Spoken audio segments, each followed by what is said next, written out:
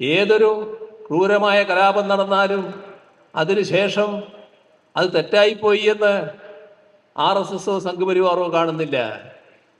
വീണ്ടും കലാപം എങ്ങനെ നടത്താം, എവിടെ പുതുതായി ആരംഭിക്കാം, ഇതിനെക്കുറിച്ചാണ് ആലോചന. അതിനായി ജനങ്ങളുടെ മനസ്സിൽ വലിയ തോതിലുള്ള വർഗീയ വികാരം ഉയർത്തിക്കൊണ്ടുവരാൻ, അങ്ങനെ വർഗീയ സംഘർഷമുണ്ടാക്കാൻ വലിയ ശ്രമം നടത്തുകയാണ്. രാജ്യത്തിൻ്റെ വിവിധ ഭാഗങ്ങളിൽ നടന്നിട്ടുള്ള വർഗീയ കലാപങ്ങൾ, ആ വർഗീയ കലാപങ്ങളെല്ലാം എടുത്തു പരിശോധിച്ച് നോക്കിയാൽ ആ കലാപങ്ങൾക്കെല്ലാം നേതൃത്വം കൊടുത്തത്, തുടക്കമിട്ടത് സംഘപരിവാറാണ് എന്ന് കാണാൻ സാധിക്കും. രാജ്യത്തെ വിവിധ അത്തരത്തിലുള്ള വർഗീയ കലാപങ്ങളുടെ കാര്യത്തിൽ പിന്നീട് നടന്ന അന്വേഷണങ്ങൾ, ജുഡീഷ്യൽ അന്വേഷണങ്ങൾ എല്ലാം വിരൽ ചൂണ്ടിയത് RSSനെയും സംഘപരിവാറിനെയുമായിരുന്നു. അവരെ ആളുകളെ കൊലപ്പെടുത്തുന്നതിന് വേണ്ടി വർഗീയ സംഘർഷവും വർഗീയ കലാപവും സൃഷ്ടിക്കുകയായിരുന്നു. അതെവിടം വരെ എത്തി? ഒരു ഘട്ടത്തിൽ രാജ്യത്തിൻ്റെ ചില ഭാഗങ്ങളിൽ വൻതോതിലുള്ള വംശനാശം, ആ വംശനാശം സൃഷ്ടിക്കുന്നതിനുള്ള നടപടികളടക്കം സ്വീകരിക്കപ്പെട്ടു. നമുക്കെല്ലാം അറിയാമല്ലോ, വന്ന കാര്യങ്ങൾ എല്ലാവരുടെയും മനസ്സിൽ ഓർമ്മയുണ്ടാവുമല്ലോ. നേരത്തെ വർഗീയ സംഘർഷം ആരംഭിക്കുന്നതിന് മുൻപ് അവിടെ വർഗീയ സംഘർഷം ആരംഭിക്കാൻ RSSൻ്റെ ബുദ്ധിശാലയിൽ തീരുമാനങ്ങൾ എടുത്തു കഴിഞ്ഞു. അതിൻ്റെ ഭാഗമായി അവിടെയുള്ള ചില പ്രത്യേക വിഭാഗത്തിൻ്റെ വീടുകൾ മാർക്ക് ചെയ്ത് വെക്കുകയാണ്. എന്തിനാണെന്ന് അപ്പോൾ ആർക്കും പിടിയില്ല. പക്ഷേ വീടിൻ്റെ മുന്നിലെല്ലാം ഒരു മാർക്കുണ്ട്, പ്രത്യേക മാർക്ക്. കലാപം ഒരു ദിവസം ആരംഭിക്കുന്നു. കലാപം ആരംഭിച്ചപ്പോൾ ആരെ ആക്രമിക്കണമെന്ന കാര്യത്തിൽ സംഘപരിവാറുകാർക്ക് ഒരു സംശയവും ഉണ്ടാകേണ്ടതായിട്ടില്ല.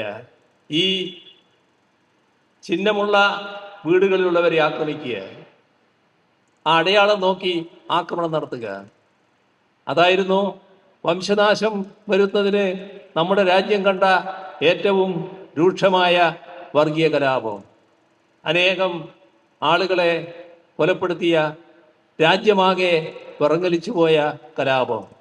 എന്നാൽ ആ ഒരു കലാപം മാത്രമല്ല, എത്രയോ കലാപങ്ങൾ നമ്മുടെ രാജ്യത്തിനകത്ത് നടന്നു. ഇതിലെല്ലാം ഉള്ളൊരു പ്രത്യേകത, ഇത്തരം കലാപങ്ങൾക്കെതിരെ രാജ്യത്തിൻ്റെ മനസ്സാക്ഷി വലിയ തോതിൽ ഉയരും, വലിയ തോതിൽ ജനാഭിപ്രായം എതിരായിട്ട് വരും. എന്നാൽ അതിൻ്റേതായ ഗുണഫലം സംഘപരിവാർ ലഭിക്കുകയാണ്. അത്തരം കലാപങ്ങളിലൂടെ തങ്ങൾക്ക് കൂടുതൽ ശക്തിപ്പെടാൻ കഴിയുന്നു എന്നാണ് അവർ കാണുന്നത്. അതുകൊണ്ട് തന്നെ ഏതൊരു ക്രൂരമായ കലാപം നടന്നാലും അതിനുശേഷം അത് തെറ്റായിപ്പോയി എന്ന് RSSോ സംഘപരിവാറോ കാണുന്നില്ല. വീണ്ടും കലാപം എങ്ങനെ നടത്താം, എവിടെ പുതുതായി ആരംഭിക്കാം, ഇതിനെക്കുറിച്ചാണ് ആലോചന.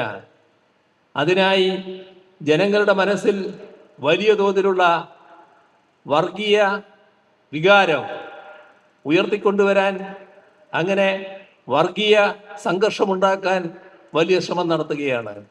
ഇതിന് വലിയ ശ്രമമാണ് RSSും സംഘപരിവാറും നടത്തിക്കൊണ്ടിരിക്കുന്നത്. ഒരുപാട് സംഭവങ്ങൾ നമ്മുടെ രാജ്യത്ത് ഇതിനകം നടന്നു കഴിഞ്ഞിട്ടുണ്ട്. എല്ലാം വർഗീയമയമാക്കുകയാണ്. നിർഭാഗ്യകരമായ ഒരു കാര്യം നാം കാണേണ്ടത്, ഇപ്പോൾ ഒരു വ്യാഴവട്ടം പൂർത്തിയായി കഴിഞ്ഞു. നരേന്ദ്രമോദിയുടെ ഗവൺമെൻറ്, BJP അധികാരത്തിൽ തുടർച്ചയായി. ഇതിൻ്റെ ഭാഗമായി സംഭവിക്കുന്നത് എന്താണ്?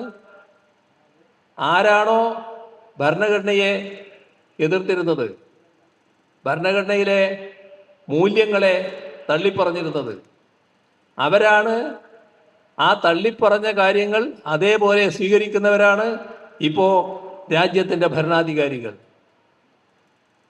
നമ്മുടെ രാജ്യത്ത് ഇത്തരം കാര്യങ്ങളിൽ ഭരണഘടനാ സംരക്ഷണത്തിന് വേണ്ടിയുള്ള നടപടികൾ സ്വീകരിക്കേണ്ടത് കേന്ദ്ര ഗവൺമെൻറ്റാണ്. ഭരണഘടനാ മൂല്യങ്ങൾ സംരക്ഷിക്കേണ്ടത് കേന്ദ്ര ഗവൺമെൻറ്റാണ്.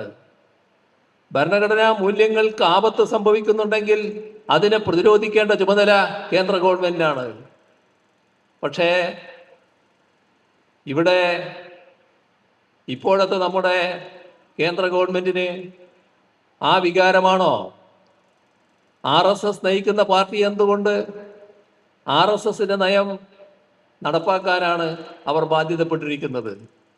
അതിൻ്റെ ഭാഗമായുള്ള നടപടികളാണ് രാജ്യത്ത് സ്വീകരിച്ചുകൊണ്ടിരിക്കുന്നത്. എല്ലാം വർഗീയ കണ്ണിലൂടെ മാത്രം കാണുന്നു. എല്ലാറ്റിലും വർഗീയ നിലപാട് സ്വീകരിക്കുന്നു. രാജ്യത്തൊരു ഗവൺമെൻറ്, ആ ഗവൺമെൻറ് എപ്പോഴും രാജ്യത്തെ ജനങ്ങളെയാകെ ഒന്നായി കാണണം. നമ്മുടെ രാജ്യത്ത് വ്യത്യസ്തമായ മതങ്ങളുണ്ട്, വിവിധ വിശ്വാസങ്ങൾ അംഗീകരിച്ചവരുണ്ട്. അവരെല്ലാം ഈ മണ്ണിൻ്റെ മക്കളാണ്, ഈ രാജ്യത്തിൻ്റെ സന്തതികളാണ്. അവരെ ആകെ ഒരേപോലെ ഉൾക്കൊള്ളാനാവണം. അതുകൊണ്ടാണ് നമ്മുടെ രാഷ്ട്രം മതനിരപേക്ഷത അംഗീകരിച്ചത്. മതനിരപേക്ഷത എന്നത് എന്താണ്? ആർക്കും ഏത് മതത്തിലും വിശ്വസിക്കാം. ഇനി ആരെങ്കിലും ഒരു മതത്തിലും വിശ്വസിക്കാതിരിക്കുന്നുവെങ്കിൽ അവർക്ക് അങ്ങനെയും ആകാം. എല്ലാവർക്കും അവരവരുടെ വിശ്വാസത്തിനനുസരിച്ച് ജീവിക്കാം. അവർക്കെല്ലാം തുല്യ അവകാശവും തുല്യ പരിഗണനയുമായിരിക്കും. ഇതാണ് മതനിരപേക്ഷത ഉറപ്പു നൽകുന്ന കാര്യം. ആ മതനിരപേക്ഷത പാടില്ല എന്നതാണ് RSSന്റെ നിലപാട്, സംഘപരിവാറിന്റെ നിലപാട്, BJPയുടെ നിലപാട്. ഇന്ന് കേന്ദ്രം ഭരിക്കുന്ന ഗവൺമെന്റിന്റെ നിലപാടും അതായിട്ട് മാറുന്നു. മതനിരപേക്ഷതയ്ക്ക് അതുകൊണ്ട് തന്നെ ആപത്തുണ്ടാകുന്നു.